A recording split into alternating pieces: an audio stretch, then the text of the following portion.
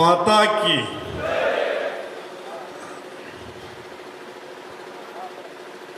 MLC ఎన్నికల సందర్భంగా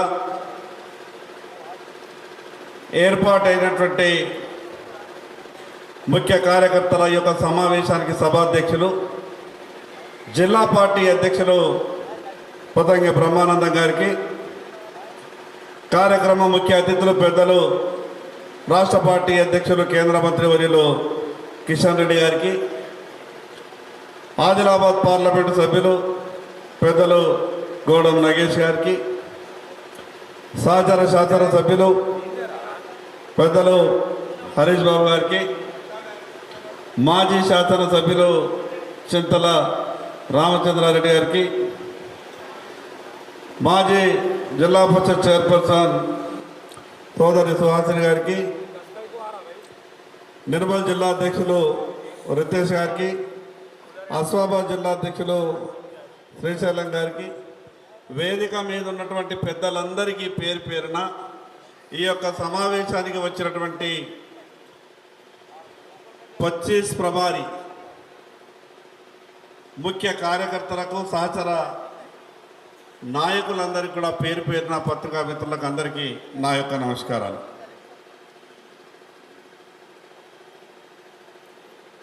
కూలర్ల సప్పుడు ఇది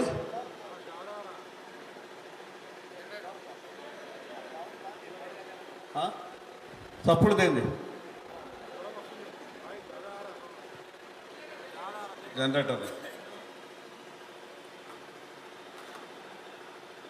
ఈనాటి సమావేశం 27వ తారీఖు నాడు జరగబోయేటటువంటి మన పట్టభద్రుల ఎమ్మెల్సీ అభ్యర్థి అంజిరెడ్డి గారికి ఒక్కసారి గట్టిగా చప్పట్లతో మనకు స్వాగతం పలుకుతుంది.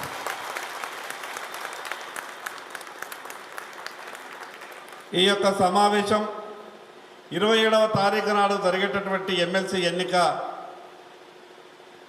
ఆ రోజు వరకు, పోలింగ్ అయిపోయే వరకు 25 ఓటర్లకు ఎవరైతే మనం బాధ్యత తీసుకున్నామో మన యొక్క పాత్ర గురించి, మనం చేయాల్సినటువంటి కార్యక్రమాల గురించి ఇప్పటికీ అనేక సందర్భాల్లో మండల స్థాయిలో, అసెంబ్లీ స్థాయిలో, జిల్లా స్థాయిలో వర్క్షాపులు ఏర్పాటు చేసుకున్నాం.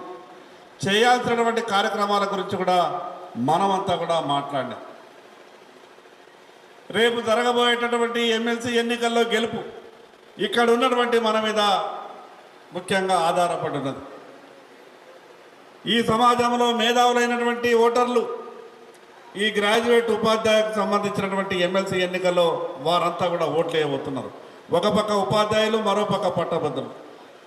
ఇది సాధారణ ఎన్నికల్లో చేసేటటువంటివి ప్రచారం కాదు.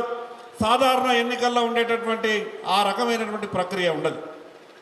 అందుకే 25 ఓటర్లకు ఒక్కొక్క కార్యకర్త బాధ్యత తీసుకొని ఆ యొక్క 25 ఓటర్లని మనం కలిసి మన ఆలోచన విధానాన్ని, ఈరోజు కాంగ్రెస్ పార్టీ అవలంబిస్తున్నటువంటి విధానాన్ని, ఏ రకంగా శాసనసభ ఎన్నికల కన్నా ముందు ప్రజలకు ఇచ్చినటువంటి మాటను నిలబెట్టుకోక ఏ రకంగా మోసం చేసిందో ఆ విషయాలన్నీ కూడా ఎప్పటికప్పుడు మాట్లాడుతూ ఓటర్ల దగ్గరికి వెళ్ళి మనం దండం పెట్టేటటువంటి కార్యక్రమం చేయాలని మనం అనుకున్నాం. ఇప్పటికే 1-2 సార్లు ఓటర్ల దగ్గరికి మనం వెళ్ళినాం. మరి మిగతా ఈ 27వ తారీఖు వరకు, ఓటు వేయించే వరకు మన పాత్ర చాలా ముఖ్యమైనది. ఒకసారి ఈ 25 ప్రభారీలు ఎంబడి తెచ్చుకున్నారా? కాగితాలు మనవి కాగితాలు తెచ్చుకున్నారా? కాగితాలు తెచ్చుకున్న వాళ్ళు ఒకసారి చూపుర్రి. ఎవరైతే మనం ప్రభారీల కాగితాలు తెచ్చుకున్నారా? అందరికీ ముట్టినాయా? తిరిగి రాళ్ళ దగ్గరికి పోయినరా? 3 రోజుల సమయం మాత్రమే మిగిలింది. ఈ 3 రోజుల సమయాన్ని మనమంతా కూడా సరి అయిన రీతిలో ఉపయోగించుకునేటటువంటి ప్రయత్నం చేయాలి. 25 ఓటర్లకు ఎవరైతే మనం బాధ్యతలో ఉన్నామో ఆ 25 ఓట్లలో ఖచ్చితంగా మన పార్టీ, మన అభ్యర్థికి 15 మంది మొదటి ప్రాధాన్యత ఓటు వేసే విధంగా మనం వాళ్ళందరినీ కూడా అభ్యర్థించాల్సిన అవసరం ఉంది. ఇప్పటికే అనేకమైనటువంటి సర్వేలు చెప్తున్నాయి, ఒక అనుకూలమైనటువంటి వాతావరణం ఉన్నది. భారతీయ జనతా పార్టీ అభ్యర్థుల వైపే పట్టభద్రుల ఓటర్లు కానీ, ఉపాధ్యాయ ఓటర్లు కానీ మొగ్గు చూపుతున్నారు. ఎక్కడ చర్చ చేసినా కూడా బీజేపీ అభ్యర్థికి ఓటు వేయాలనే విధంగా చర్చ జరుగుతున్నది. మరి ఇటువంటి ఒక మంచి వాతావరణంలో పార్టీ కార్యకర్తగా పార్టీ నాయకులుగా మనమంతా ఇంకా బాధ్యత పనిచేయాల్సినటువంటి అవసరం ఉంది. ఇది మనం అందరికీ పట్టభద్రుల ఎమ్మెల్సీ అభ్యర్థులకు ఎంత ముఖ్యమో అంతకన్నా మనకు అందరికీ కూడా ముఖ్యం. ఈ ఎన్నికల్లో మనం మూడు ఎమ్మెల్సీ స్థానాలు గెలవబోతున్నాం. ఇది గెలవడం వల్ల రేపు వచ్చేటటువంటి స్థానిక సంస్థలలో కూడా భారతీయ జనతా పార్టీ మన అభ్యర్థులే గెలవడానికి అవకాశం ఉంటుంది. మరి అన్నిటికైనా ముఖ్యమైన విషయం, పార్లమెంట్ ఎన్నికల్లో మరి మన రాష్ట్రంలో 8 సీట్లు వచ్చిన తర్వాత ఈ తెలంగాణ రాష్ట్ర ప్రజలంతా కూడా ఆలోచిస్తున్నారు. వచ్చేది భవిష్యత్తులో ఈ రాష్ట్రంలో భారతీయ జనతా పార్టీ టీఆర్ఎస్ పార్టీకి అవకాశం ఇచ్చారో అయిపోయింది, కాంగ్రెస్ పార్టీకి అవకాశం ఇస్తే ఏ రకంగా మోసం చేశారో తెలుసుకున్నారు. ఇక మిగిలింది భారతీయ జనతా పార్టీ మాత్రమే ఈ రాష్ట్రంలో అధికారంలోకి రావడానికి. మరి ఈ రాష్ట్రంలో రేపు మన పార్టీ అధికారంలోకి రావాలంటే ఈ రోజు జరుగుతున్నటువంటి ఎమ్మెల్సీ ఎన్నికలు మనందరికీ కూడా చాలా కీలకం. మరి ఎవరైతే మన పార్టీ కార్యకర్తలంతా కూడా మనం బాధ్యత తీసుకున్నామో ఆ 25 ఓటర్లు బాధ్యత తీసుకున్నటువంటి ప్రతి వ్యక్తి పోలింగ్ ప్రక్రియ పూర్తి అయ్యే వరకు ఆ యొక్క పన్నా ఏదైతే 25 ఓట్ల పేర్లు కలిగినటువంటి లిస్ట్ పేపర్ కాగితం మన దగ్గర ఉన్నదో అది ఎప్పుడు కూడా మన జేబుల్లో ఉండాలి. ఆ 25 ఓటర్లు ఎవరినైనా కలవని వాళ్ళని ఉంటే, ఎందుకంటే 25 మంది ఓటర్లని ఒక కార్యకర్త కలవడం పెద్ద కష్టమైనటువంటి పనేం కాదు. ఇప్పటికే 7-8 రోజుల నుంచి పని నడుస్తున్నది, ఇంకా మిగిలిన 3 నుంచి 4 రోజులు ఉన్నది. ఈ యొక్క సమయాన్ని అంతా కూడా మనం సరైన రీతిలో వాడుకునే విధంగా ప్రయత్నం చేయాలి. మీ అందరికీ తెలుసు కాంగ్రెస్ పార్టీ ఏ రకంగా కొట్టుమిట్టాడుతున్నదో, ఎక్కడికి వెళ్ళినా కూడా కాంగ్రెస్ పార్టీని చేదరించుకుంటున్నారు. కాంగ్రెస్ పార్టీ గురించి ఆ పార్టీ కార్యకర్తలు నాయకులు చెప్పుకునేటటువంటి పరిస్థితులు కోలేరు.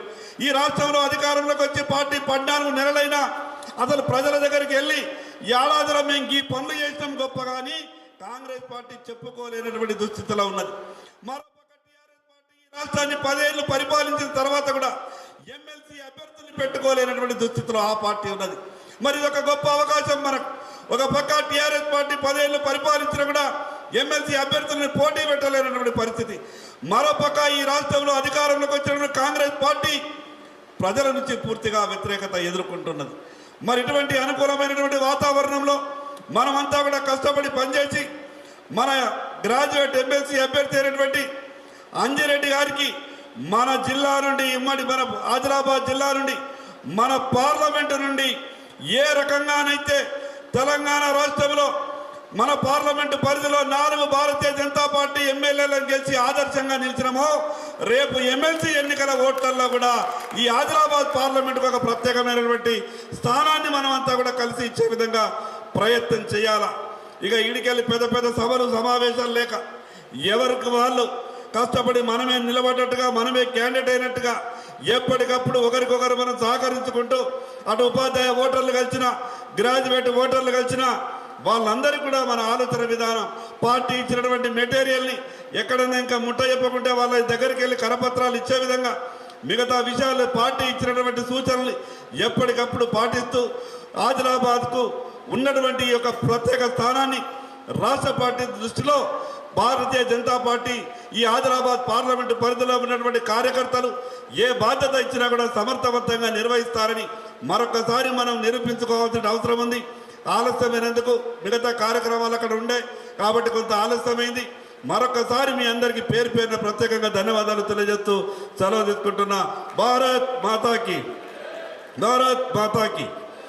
మన పట్టభద్రుల ఎమ్మెల్సీ అభ్యర్థి అంజిరెడ్డి గారిని మాట్లాడవలసిందిగా కోరుతున్నాం.